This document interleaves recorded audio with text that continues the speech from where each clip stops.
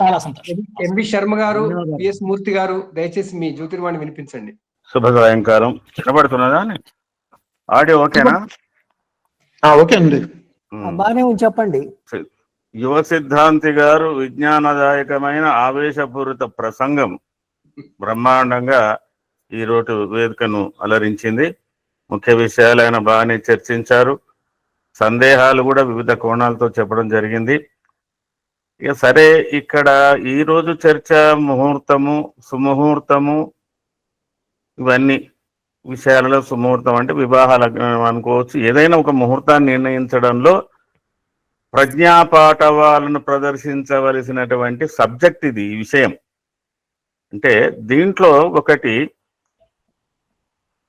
వివాహం ఏ ముహూర్తమైనా నిర్ణయించే వారికి జ్యోతిష జాతక చక్ర ఫలిత భాగాల కన్నా పంచాంగ పరిజ్ఞానం బాగా ఆకళింపై ఉండాలి.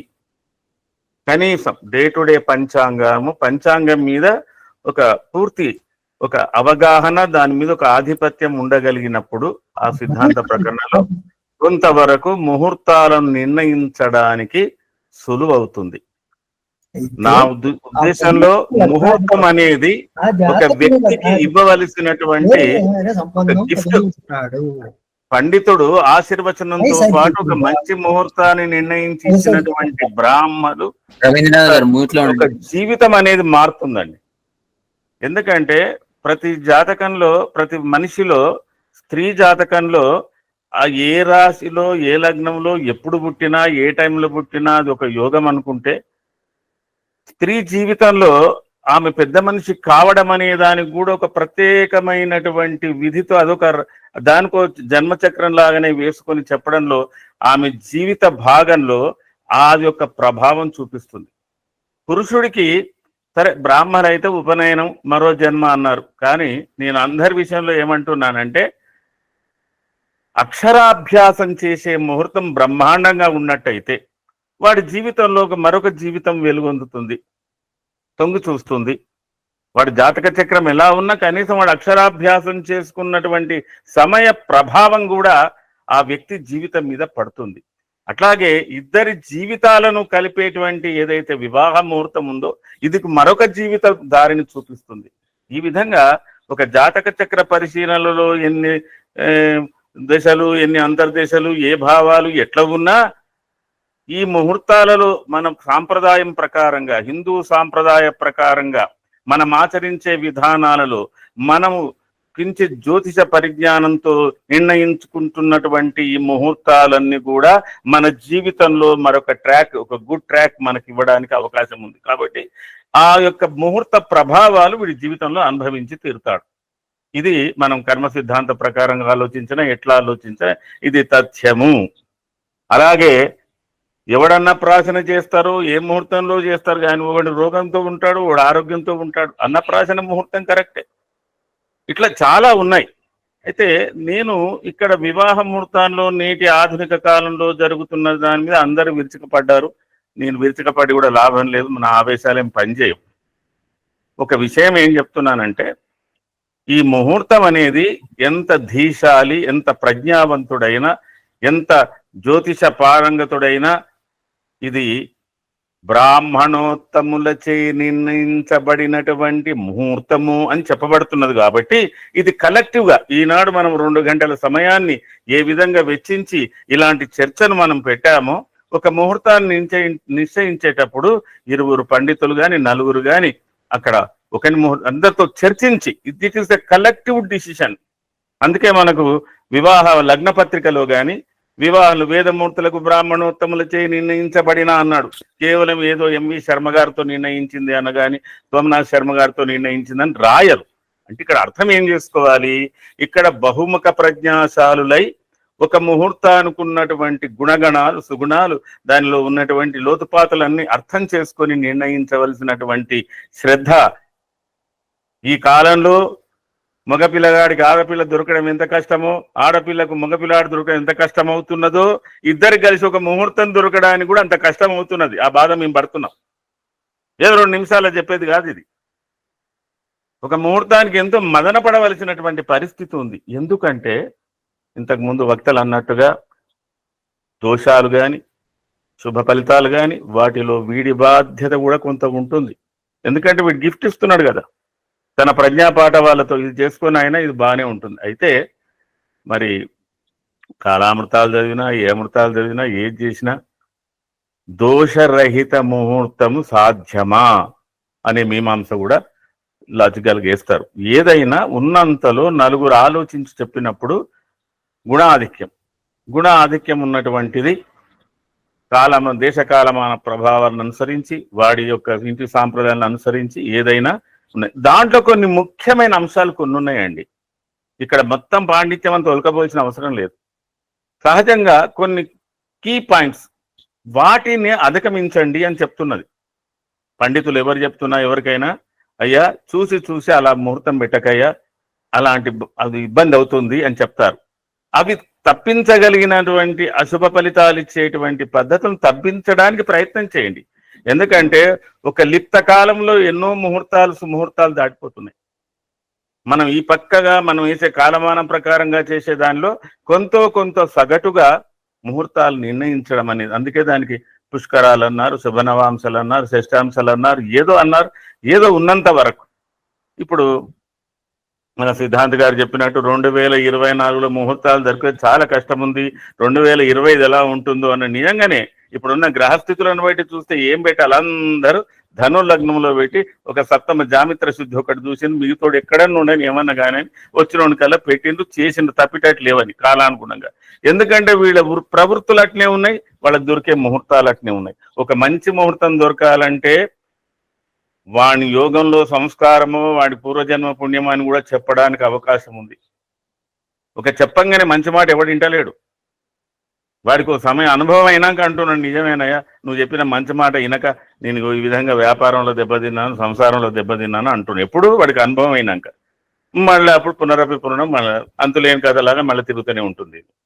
అయితే ఈనాటి ఈ విషయం ఆలోచింపజేసి పండితులను ఆలోచింపచేసేటువంటి విషయాన్ని వాళ్ళ మనం చర్చకు పెట్టుకున్నాం.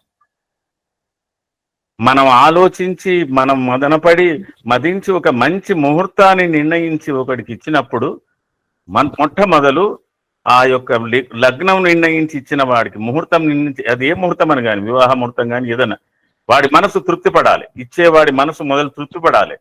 దైవికంగా నేను న్యాయమే చేశాను, నాకు ఎలాంటి అనుమానం లేదు, దీనివల్ల ఏ సంశయం లేకుండా నాకు ఈ ముహూర్తం మంచిగా అనిపించింది అని చెప్పు. అది ఆశీర్వచనంగా వాడికి గిఫ్ట్ అవుతుంది. ఎందుకంటే అవతల వాడు పూర్తిగా తన ఏకాగ్రతనంతా కూడా అభిమానించి ఒక పండితుని మీద ఆధారపడి, అయ్యా ఒక మంచి ముహూర్తం చూడని అడగడమే వాడి బాధ్యత అయింది. చెప్పేటప్పుడు నీకు ఎంత బాధ్యత ఉంది, ఎన్ని విషయాలను ఆలోచించి చెప్పాలి, ఇలాంటివన్నీ కూడా మనం దృష్టిలో పెట్టుకొని చేసినప్పుడు మనకు కనీస పరిజ్ఞానము, పంచాంగ పరిజ్ఞానం ఉండి తీరవాలి. ఖండతిథులు కాకుండా చూసుకోవాలి, పూర్ణ తిథులను చూసుకోవాలి, పూర్ణ నక్షత్రాలను చూసుకోవాలి. అయినంత వరకు ఒకే రోజు ఒకే నక్షత్రం 2 సార్లు అవుతుంది, ఒక తిథులు మారుతున్నాయి, అలాంటివి కూడా పెడుతున్నాం.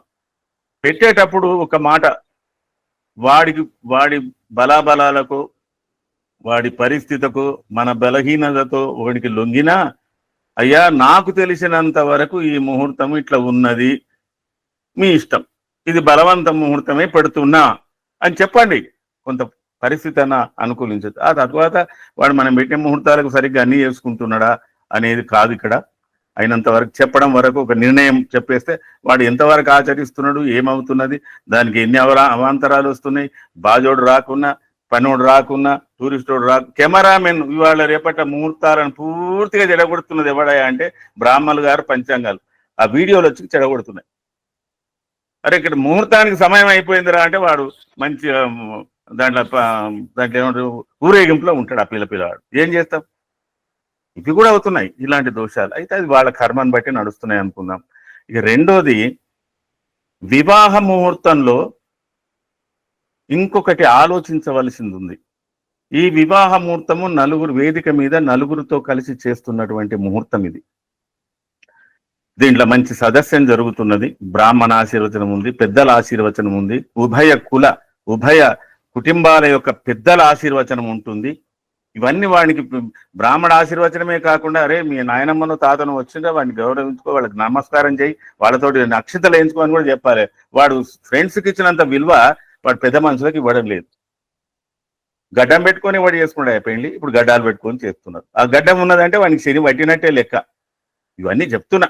అయితే ఇంకొకటి ఏంటంటే, ముహూర్తంలో, వివాహ ముహూర్తంలో ఆలోచింప చేసేది ఏంటంటే, కేవలం సుముహూర్తంలో వేద మంత్రోచ్చారణతో తెరబట్ట, అసలు తెరబట్ట లేనే లేదు. తెరబట్ట అప్పుడు చూసుకోవాల్సినటువంటి వధూవరులు ఎప్పుడో చూసుకుంటున్నారు, వాళ్ళ ట్రయల్స్ అన్ని అయిపోతున్నాయి, ఇవన్నీ జరుగుతున్నాయి. అది కేవలం తంతు నడుస్తున్నది ఇప్పుడు సాంప్రదాయానికి. ఆ తెరబట్ట పెట్టి అభ్రాతృ ఘ్నీం వరుణాపతి ఘ్నీం అని ఏదో చెప్పవలసి వస్తున్నది. సరే, అది కాలానుగుణంగా మారినాయి. ఇంకోటి ఏంటంటే, ఇద్దరిని కలిసేటువంటి ముహూర్తం ఏదైతే ఉందో అది దాన్నన్నా ప్రత్యేకంగా పెట్టండి. అది ఎందుకంటే అప్పుడు ఈ పబ్లిక్ న్యూసెన్స్ ఉండదు. అది కేవలం ఇరు జీవితాలు ఆలోచింపజేసేటివి, ఇరు కుటుంబాలను ఆలోచింపజేసేటువంటి ముహూర్తంగా ఉంటుంది. కాబట్టి ఆ యొక్క ముహూర్తము ప్రత్యేకత వారి జీవితం మీద బాగా పనిచేస్తుంది, వారికి కలిగే సంతానం మీద పనిచేస్తుంది. కాబట్టి వివాహానికి 2 ముహూర్తాలు ప్రత్యేకమైనవి.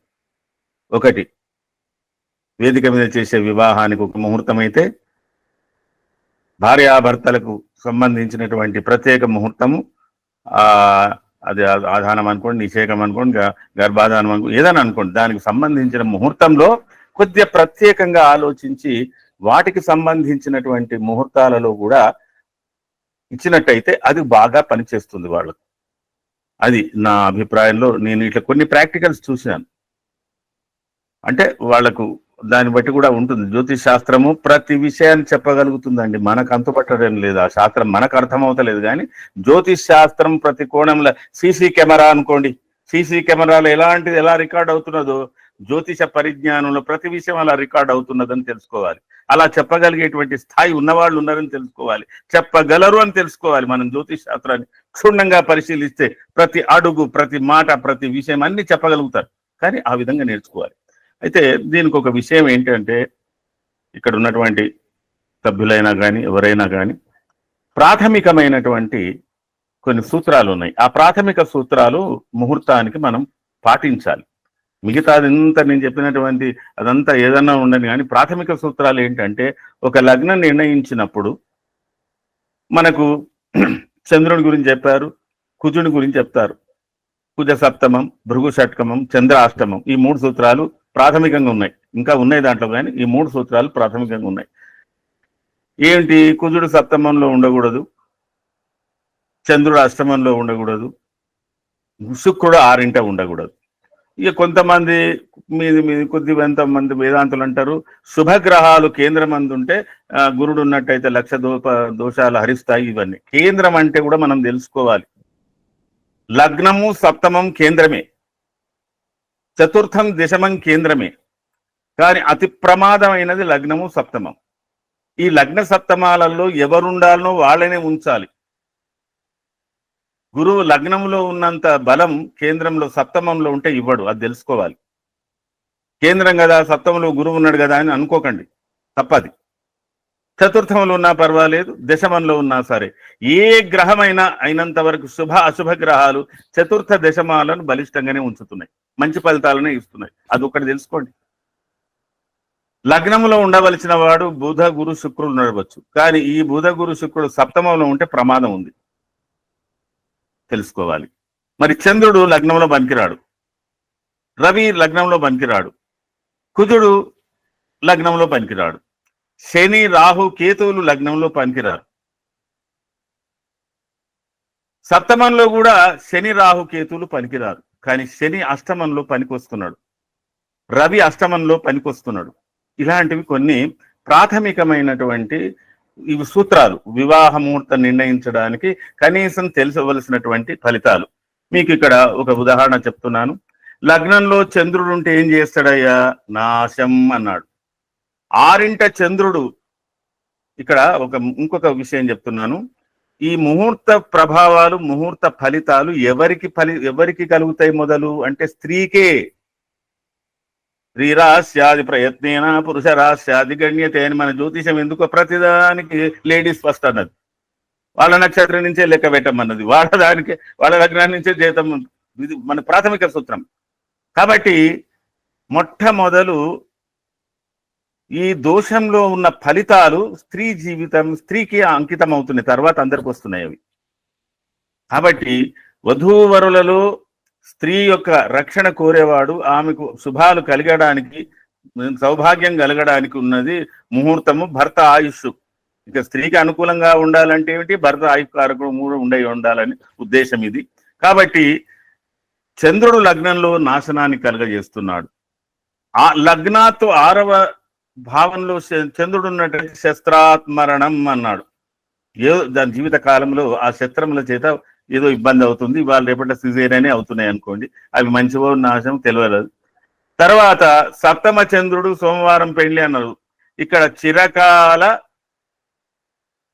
సవితిపోరు ఉంటుంది అని ఉన్నది. అంటే వాడికి అవుట్ సైడ్ ఇన్ఫ్లుయెన్స్ ఉంటుంది, స్త్రీ జీవితానికి చాలా ఇబ్బంది. ఆ ముహూర్తం 7వ చంద్రుడు పెట్టినట్టయితే భార్యతో సంసారం చేస్తూ కూడా వాడు ఇంకొక దాన్ని ఆశ్రయించవచ్చు, పనికిరాదు అన్నాడు. 8వ చంద్రుడు వాడికి విరక్తి భావం, అంటే గృహస్థాశ్రమాన్ని నిర్వహించలేని స్థితిలో ఉంటాడు వాడు. పెళ్లికి ముందు ఎంత బలిష్ఠుడైనా పుంసంతో ఉన్న అదైనా 8వ తాగి వచ్చేవాడికి వారికి విరక్తి భావాలు కలుగుతాయి. చూడండి ఎన్ని దోషాలు కనబడుతున్నాయి మనకు. అట్లాగే వాడు సన్యాసాన్ని తీసుకునేటువంటి ప్రభావం ఉంది. 9ంట ఉంటే ఉండని ఆడబిడ్డలు ఎక్కువ కలుగుతారట. 9ంట చంద్రుని పెట్టి పెళ్లి చేస్తే కలగని దానికి ఇబ్బంది ఏం లేదు.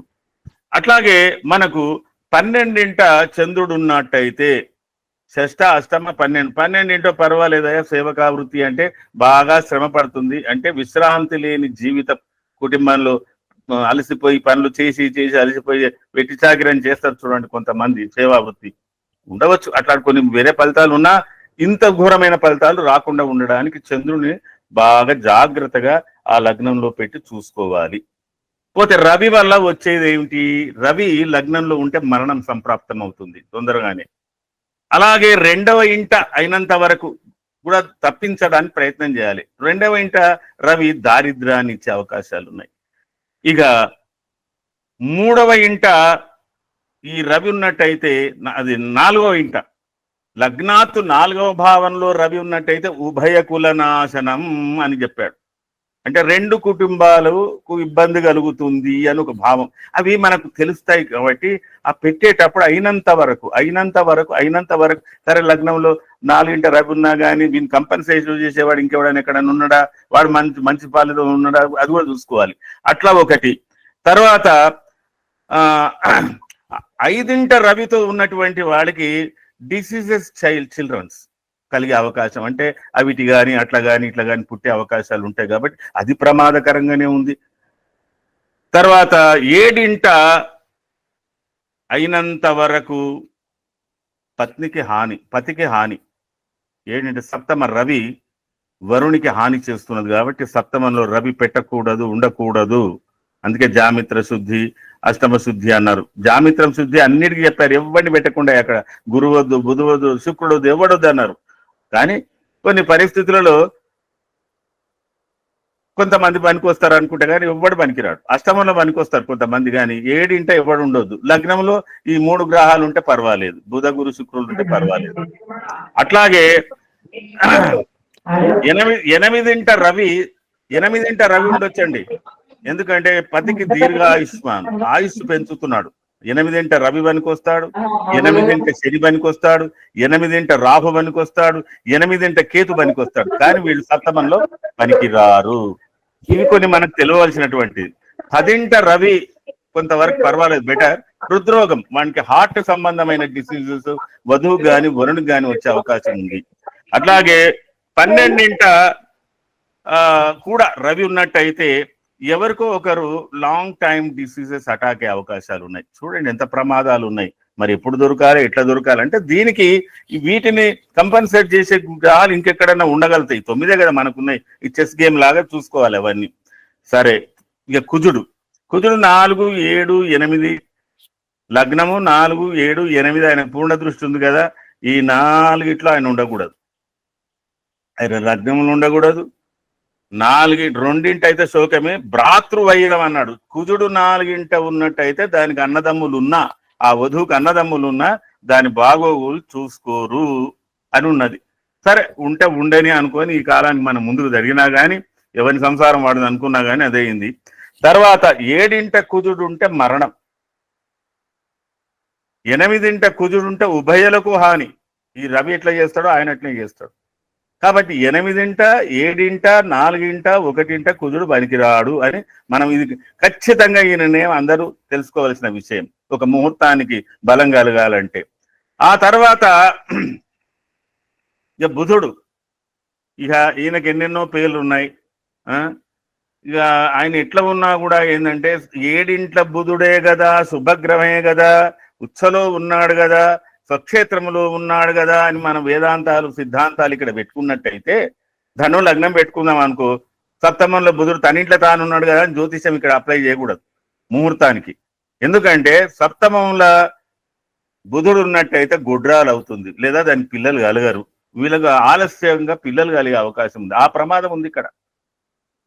అనులగ్నానికి సప్తమంలో కదండి వివాహం చేయొచ్చు కదా అని అంటే తలూపొద్దు. సప్తమంలో బుధుడు బిడ్డలు లేకపోవడం చేస్తాడు. మళ్ళా 8 బుధుడు కూడా పనికిరాడు, పతికి హాని అని ఉన్నది. 12 స్త్రీ హాని అంటే వధువుకు హాని. చూడండి, 12 బుధుడిని పెట్టినా కూడా వధువుకు హాని కలిగేటువంటి అవకాశాలు ఇవి ఉన్నాయి. అట్లాగే గురుని తీసుకుందాం. గురుడు సప్తమంలో సరే మిథున లగ్నము లేకపోతే కన్యా లగ్నము పెట్టినా గురువు 7 ఉన్నాడు అనుకుందాం. నక్షత్రం ఉన్నదండి, శుభగ్రహము, లేకపోతే గురుడు కేంద్రంలో ఉంటే లక్ష్య సిద్ధి అని ఎంబడే ఒక సూత్రం మనకి యాదకొస్తుంది. అది తప్పు. సప్తమంలో గురుడు ఉన్నట్టయితే ఆశ్రమ విరక్తి, వాడికి కూడా గృహస్థాశ్రమం సరిగ్గా నిర్వహించలేడు. పతిపత్నుల మధ్యన దాంపత్య అనుబంధాలలో విచ్ఛిన్నం చేసే అవకాశం ఉంది గురుడికి. ఈ ప్రభావం తెలిసి ఉండాలి మనకు. అట్లాగే 6 గురుణ్ణి పెట్టిన 8 గురుణ్ణి పెట్టిన, ఒకవేళ 8 గురుడు ఉన్నాడు అనుకుందాం. 8 గురుడు ఏంటంటే వాడికి అంతా వికెట్ వ్యూస్, వాడంతా రాంగ్ ట్రాక్ లో వెళ్ళిపోతుంటాడండి. ఎవరు? పతి లేదా స్త్రీ, ఎవరో ఒకరు వాళ్ళిద్దరిది ఒకే ట్రాక్ లోకి వచ్చేటువంటి అవకాశం, పాపాసక్తి అన్నాడు వాళ్ళిద్దరికి. అట్లాగే 12 శత్రుభీతి అన్నాడు. 12 గురువు ఉంటే చూడండి ఎంత ప్రమాదంగా ఉన్నాయి ఇవన్నీ. ఇకపోతే శుక్రుడి విషయంలో ఆయనకు 4 స్థానాలు మనం కంప్లీట్ గా వదలాలి. ఆయన ఎక్కడ నుండని కానీ ఆయన 3 వివాహం పెట్టి చేసినట్టయితే స్త్రీ more liberal women, she will become more liberal. ఈ కాలంలో పేరు పెట్టి పిలుస్తారు చూడు మొగణ్ణి, స్వేచ్ఛా విహారి. అది ఆ సుముహూర్తంలో తృతీయంలో శుక్రుని వల్ల కలిగేటువంటి ఫలితం అది. కాబట్టి తృతీయ శుక్రుని లేకుండా చేసుకోండి. లగ్నంలో పెట్టుకోండి, ద్వితీయంలో పెట్టుకోండి, 4 పెట్టుకోండి, 5 పెట్టుకోండి. 6 వచ్చారా ప్రాణహాని. ఎవరికి? వరుణికి. ఇక్కడ మరణం అనేది చెప్పాడు. ఇక 7 శుక్రుని పెట్టామా సర్వం నాశనం. ఈ శుక్రుడికి ఇంకే దాంట్లో ఉన్న ఇబ్బంది లేదు. కానీ ఈ 3 రాశులలో శుక్రుని పెట్టి వివాహం చేయకూడదు. ఇక తర్వాత శని, రాహు, కేతువులు వీళ్ళు ముగ్గురు ఒకే రకమైన ఫలితాలు ఇస్తారు కాబట్టి వీళ్ళని కూడా జాగ్రత్త చూసుకోవాలి. ఒక్కొక్కసారి లగ్నంలో ఉన్నారు కదండి, సప్తమంలో రాహు ఛాయాగ్రహం కదండి, దాని అంత ప్రభావం ఉండదే అని దాటవేసే పండితులు కూడా ఉన్నారు. నేను లగ్నంలో ఉంచొద్దంటాను, 7 ఉంచొద్దంటాను. శుక్రుని కానీ, శనిని కానీ, రాహువుని కానీ, కేతుని కానీ వివాహ ముహూర్తంలో లగ్నంలో ఉండకూడదు, సప్తమంలో ఉండకూడదు. లగ్నంలో శని ఉంటే ఏంటయా అంటే స్వేచ్ఛా విహారమే. ఇవనంతల వాడు, ఇవన్ జీవితం వాడిది. అంత లిబరల్ దాంపత్య జీవితానికి కానీ, సంసార జీవితానికి కానీ, నియమబద్ధ జీవితానికి కానీ పనికి రానటువంటిది. ఇది వేరే దేశాలలో అయితే వాళ్ళ ఇష్టం, ఎట్లన్నా పెట్టుకుంటారు, వాళ్ళకి ముహూర్తం కూడా అవసరం లేదు. ఇది మనకి ఈ ముహూర్తం అవసరం, మనకు బాగుంది. ఎందుకంటే మొన్న ఎవరు అంటుండ్రి అమెరికన్ శాలరీ ఉండాలన్నట, ఇండియన్ లండన్ ఎసెట్స్ ఉండాలనంట, ఇండియన్ వైఫ్ ఉండాలనంట. ప్రతివాడు ఏ దేశంలో ఏమంటే భారతీయ సంస్కృతిలో ఉన్న భార్య ఎట్లుండాలని అంటే ఇండియన్ వైఫ్ అయితే చాలంటాడంట వాడు. ఎసెట్స్ ఎట్లుండాలి అంటే లండన్లో కొద్ది ఎసెట్స్ ఫ్రీగా బాగుంటాయి అన్నాడు.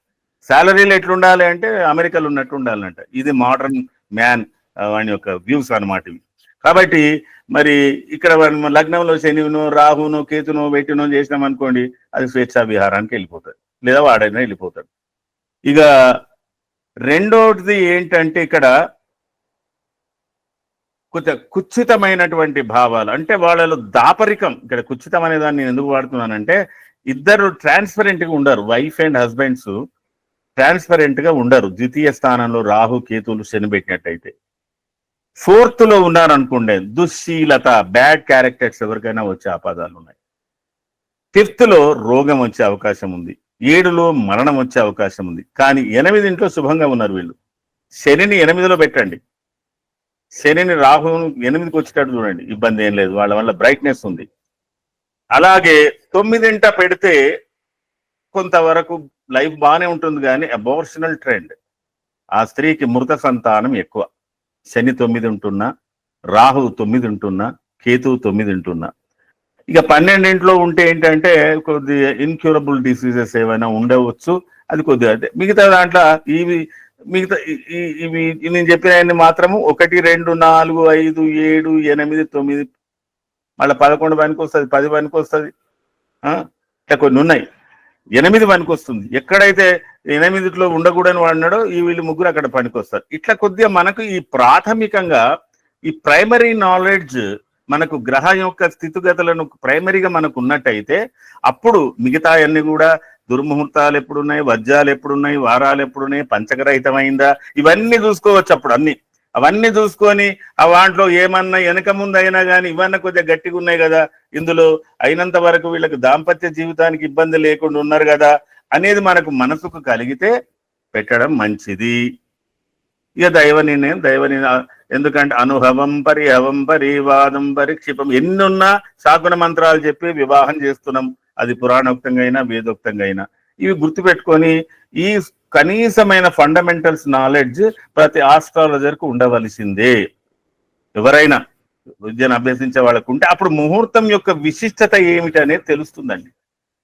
అది గమనించవలసినది. ఇక మిగతా తెలుసో తెలియకో జరిగిన కొన్ని పొరపాట్లు ఉంటాయండి. ఎందుకంటే సుముహూర్తం దుర్ముహూర్తం అవి రెండింటి వివరాలు తెలవాలి మనకు. కొన్ని ప్రాంతాలలో రాహుకాలం, యమగండం అవి వేరు, హోరలు అవన్నీ వేరు. మన ప్రాంతీయంలో కనీసం వాటిని అటు ఇటు చేసుకొని మరి దేశకాల పరిస్థితులను బట్టి కూడా లగ్నాల ముహూర్తాలలో కొన్ని మారుతుంటాయి కదా, వాళ్ళకు 10 నిమిషాలు 10 నిమిషాలు ఆ తేడాలు కూడా చూసుకోవాలి. అయితే ఇదంతా కూడా it is a collective decision, it is a good presentation. మనం వధూవరులకు ఇవ్వవలసినటువంటి, పండితుడు ఇవ్వవలసినటువంటి బెస్ట్ గిఫ్ట్ ఇది న్యూ లైఫ్. ముహూర్తం అనేది గివ్స్ ఎ న్యూ లైఫ్.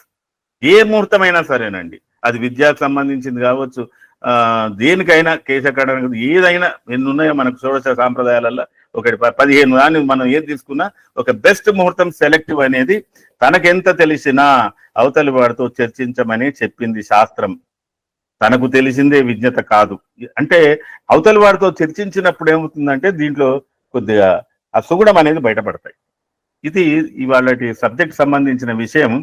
నాకు తోచింది ఇట్లా చెప్పాను. ఇక ఇంకా చాలా ఉన్నాయి కానీ అవన్నీ ఇప్పుడు సమయాభావాన్ని బట్టి మనం చూసుకోవాల్సినటువంటి అవసరం ఉంటుంది.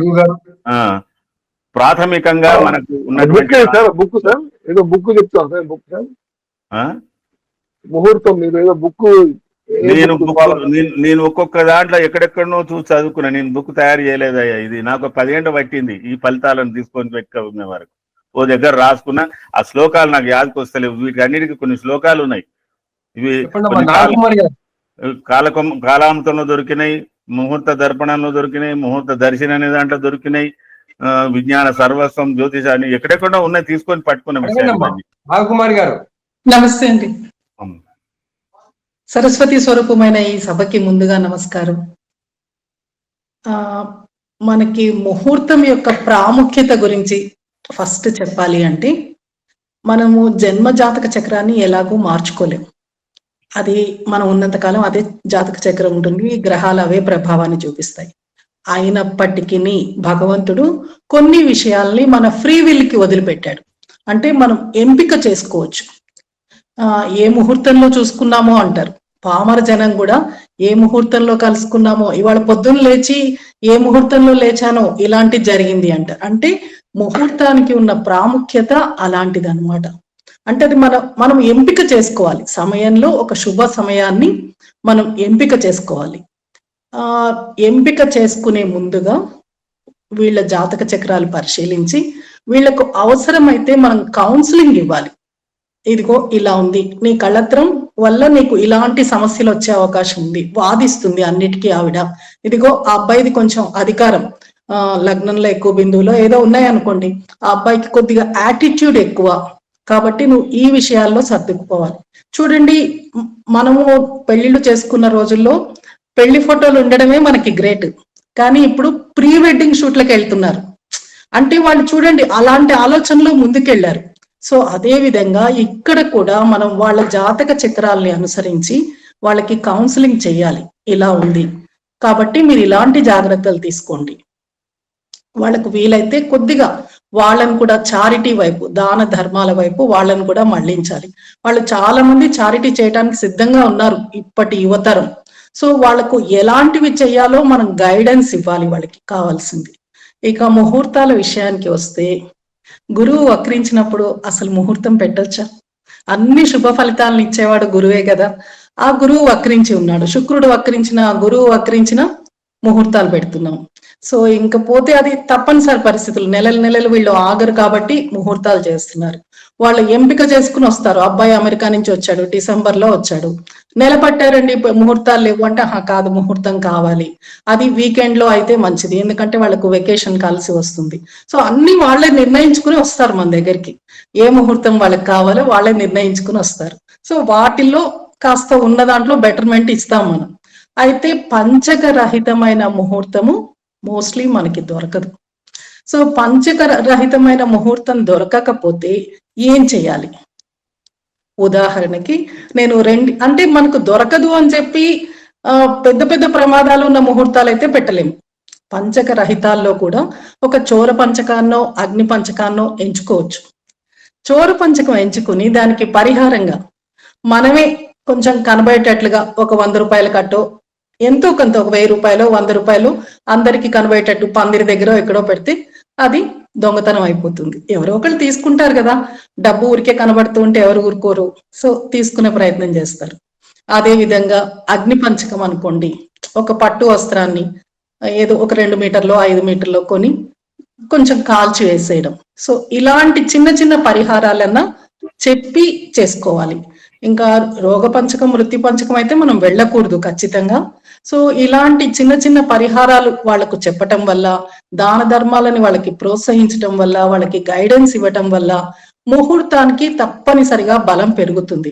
సో కౌన్సిలింగ్ కూడా చాలా ముఖ్యమైనది. వాళ్ళకి కౌన్సిలింగ్ తప్పకుండా చెయ్యాలి. ఇది వరకు రోజుల్లో ఉమ్మడి కుటుంబాలు ఉండేవి, ఒకళ్ళని చూసి ఒకళ్ళు నేర్చుకునే వాళ్ళు, పెద్దవాళ్ళని చూసి పిల్లలు నేర్చుకునే వాళ్ళు, ఎవరో ఒకళ్ళు వాళ్ళు గైడెన్స్ ఇచ్చేవాళ్ళు. ఇప్పుడు అలాంటివి లేవు కాబట్టి మనమైనా వాళ్ళకి కొద్దిగా ఇవ్వటం మొదలు పెట్టాలి. ఎవరి వంతు వాళ్ళు చేస్తూ ఉంటే ఈ రోజు కాకపోయినా ఇంకో 4 రోజులకైనా సమాజం మారుతుంది. సో ముహూర్తానికి కూడా ఇంపార్టెన్స్ ఉంది. పెట్టిన ముహూర్తానికి వివాహం తప్పకుండా జరిగేటట్టు చెప్పాలి వాళ్ళకి. ఎందుకంటే ఇంత ముహూర్తం పెట్టి వాళ్ళకి ఇంకా అది బాగుండలేదు అంటే వాళ్ళకి ఆ ముహూర్తం వర్కౌట్ కాదు. వాళ్ళ విధి రాత వాళ్ళకు అలానే ఉంది, వాళ్ళ జన్మ జాతకంలో కూడా ఇలాంటి దోషాలే ఉన్నాయి కాబట్టి అంటే వాళ్ళకి ఆ ముహూర్తం వర్కౌట్ కాదు. సో ఆ పాపం మన మీద లేకుండా వీలైనంత వరకు చెప్పి చేద్దాం. ఇలా కాదు, ఇలా చేసుకోండి, దీంట్లో ఇలాంటి సమస్యలు వస్తాయని చెప్పి చేద్దాం. సో ఇది నేను చెప్పదలుచుకుందండి. Thank you. ధన్యవాదాలమ్మా. సోమనాథ్ గారు, హలో. ఈ పంచక రహితం అనేది బాగా ఆలోచిస్తే ఈ జ్యోతిష్ శాస్త్రం అంతా కూడా రాజుల కాలంలో చెప్పబడ్డది. అభివృద్ధి అయిందంతా రాజుల కాలంలోనే కదా. వరాహమీరుని దగ్గర నుంచి ఎవరిని పెట్టుకున్నా కానీ వాళ్ళు ఈ కాల పరిస్థితులు వాళ్ళకి ఇంత వచ్చినాయని లేదు.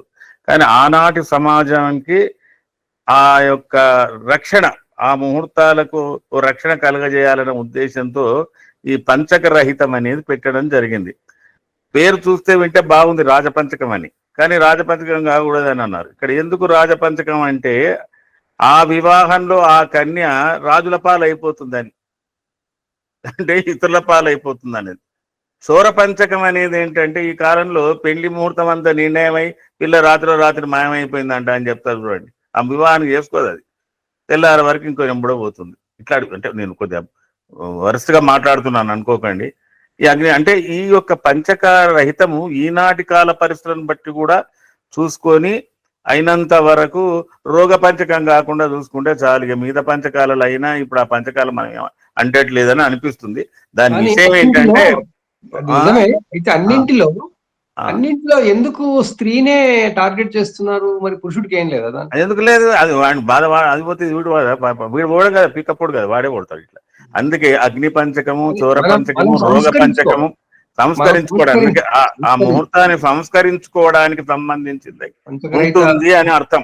కాబట్టి పంచక రహితాన్ని మనం ఆ విధంగా చూసుకోవాల్సిన అవసరం ఉంటుంది. కాబట్టి ఇప్పుడు లవ్ మ్యారేజ్ అని అయింది, తల్లిదండ్రులకు చెప్పకుండా వచ్చి పెళ్లి చేసుకుంటున్నారు, వాళ్ళే చూసుకుంటున్నారు. అయింది అక్కడ నీకు దూర పంచకం ఉన్నా రాజపంచకం ఉన్నా తప్పేం లేదు. ఏం చేస్తాం? ఆ విధంగా వచ్చిన సంబంధాన్ని మనం ఏమంటాం? ధన్యవాదాలు. మంచిదే.